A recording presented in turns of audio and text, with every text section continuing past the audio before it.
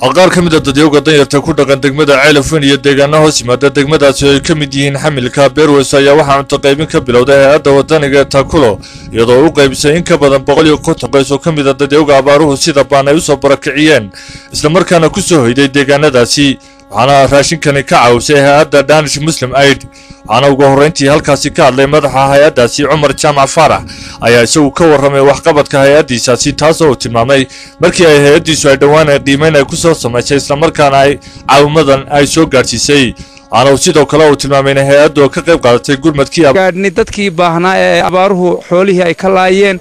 waxyaabaha ugu daran aanu aragnay indhaha ku aragnay waxa ka mid ah in ay dad badan xoolihii ka soo hoydeen oo aanay waxba haysanin u baahan yihiin maanta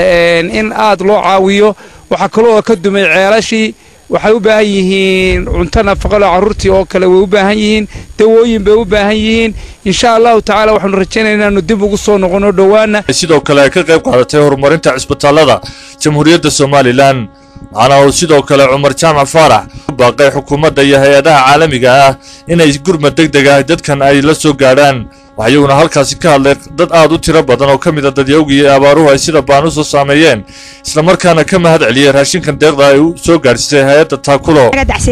waana naga xumaadeen waana naga baxeen magaalada Beerweys la yiraahdo hay'adda noo timi waxaanu doonaynaa mahadnaqeedii waanu mahadnaqno soo dhaweyn bilowgeedina waanu haynaa inay noo socoto horumarinteedina waanu doonaynaa السلام عليكم ورحمة الله وبركاته وحوي وحنو نهاي دقمدا درر وينا بيرويسو أنغو كهاد لنا حايدا محي هيتوي نوكي انتي تاكولو عاومدا نوكي انتي وحنو كعود سنينا إني نورا سو كردسو حق عافيمات كنو إلاليسو دخاتير بانو ربنا دخاتير بانو دونينا إني محي هيتوي نلو سميو قوب عافيمات maaha markii ugu horeysay hay'adda Taakulo ay gurmad caynkan oo kale la soo gaadho dadyoga abaaruhu ay sida baan ay u saameeyeen cali aadan daahir telefishinka caalamiga Home Cable TV